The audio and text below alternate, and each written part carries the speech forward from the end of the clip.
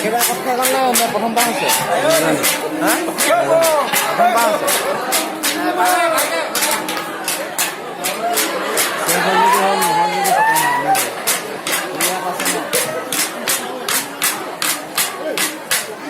ষ্টেণ্ডত কৰিছোঁ ন বহুত পাৰ্থক্য আছিলে